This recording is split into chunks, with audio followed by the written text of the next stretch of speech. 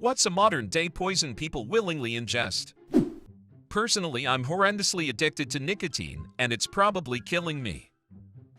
It took me a solid month to quit. Switched to formed gum for 2 weeks, then twanged for the next 2. I hate the gum, so it slowly became less and less because I just couldn't be bothered as often, until I just stopped altogether. It's a pretty strange feeling, as I have been using nicotine daily hourly probably for 11 years. Feel more calm in a way. Really miss it for certain occasions though.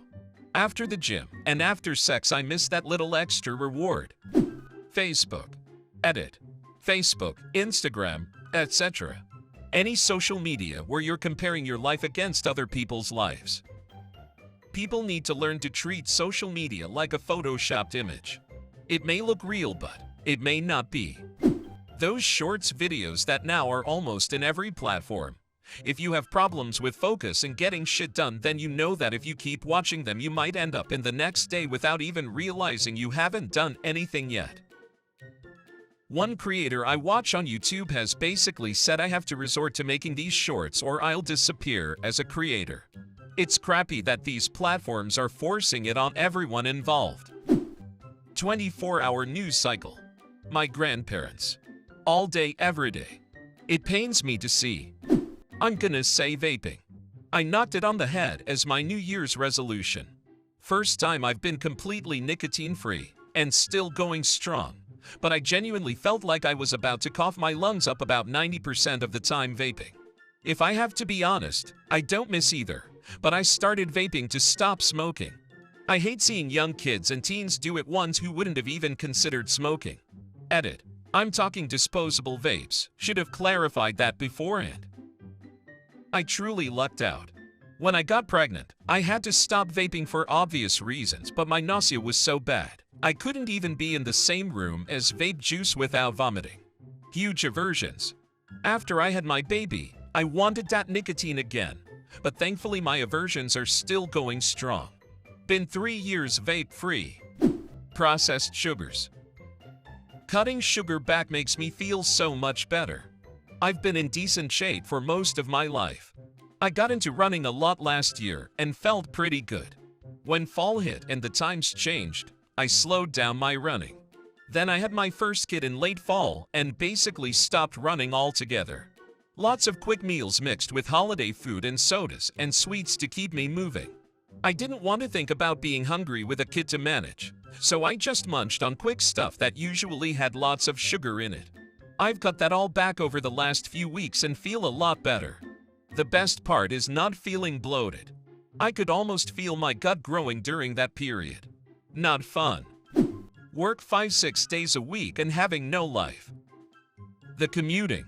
I knew a guy who moved from the city to the suburbs so he could enjoy lounging around his house and playing the backyard instead of being in an apartment. He spends more than an hour commuting each way, meaning he gets home, does a few chores, watches a show or plays a game and goes to bed because he has to wake up early. He actually has less leisure time to enjoy life. Weed today is ridiculously strong compared to the weed of my parents' generation. I know too many people my age who smoke it constantly don't understand what it'll do to a developing brain. In my 30s and when I was in college, we were smoking what by today's standards were basically hedge clippings. I remember hearing rumors about stuff in California that was pushing 20% THC content. Now the smokers I know don't buy anything below 30%. It's nuts. Microplastics. Wouldn't call it willingly. Even if you wanted to go out of your way to avoid them, is almost impossible. Botox. Botulinum toxin. One of the most poisonous biological substances known.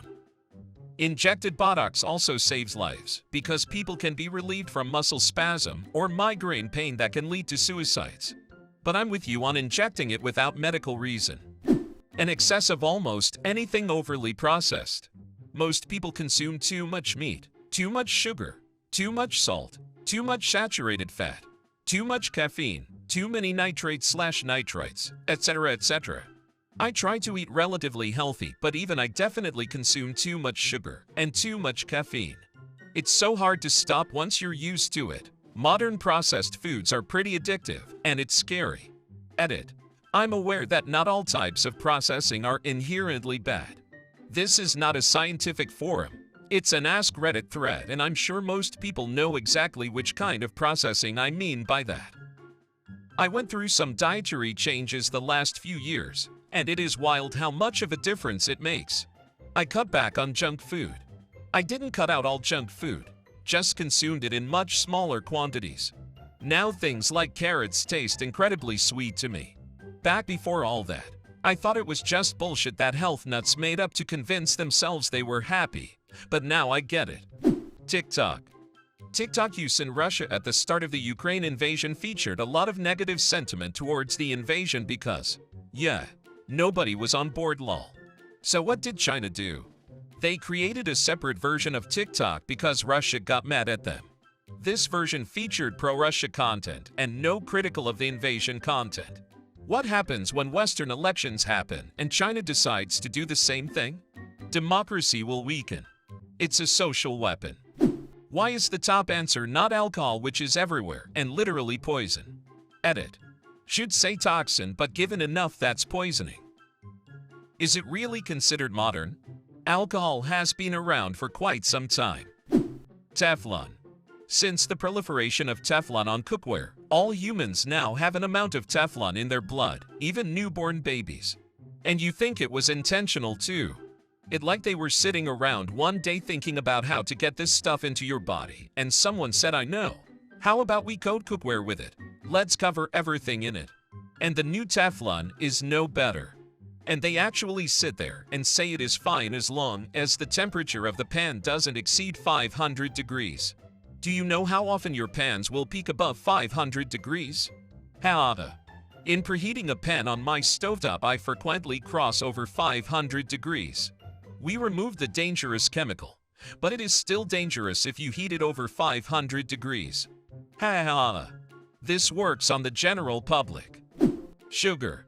People don't realize the effects that shit has on you unless you detox from it. Obviously, fruit and naturally occurring sugar are okay. I'm talking about the heavily refined shit. There's not much difference between refined table sugar and raw honey, chemically speaking. The problem is a matter of amounts and a lack of soluble and insoluble fiber in the sugar-rich foods we consume. Before the advent of modern agriculture, sweetness was a good proxy for high vitamin C levels, which is an essential nutrient. Such foods were typically found only at certain times during the year and in limited quantities. Now we process out all the vitamins and fiber in our food and add ungodly amounts of refined sugars to it, to the point that our bodies can't handle it over the long term. Sugary foods aren't the issue. It's the quantity and quality that's the issue. Reddit. As someone with a love-hate relationship with Reddit, you're spot on. Thanks for watching. Like, subscribe to the channel, and write in the comments. What's a modern-day poison people willingly ingest?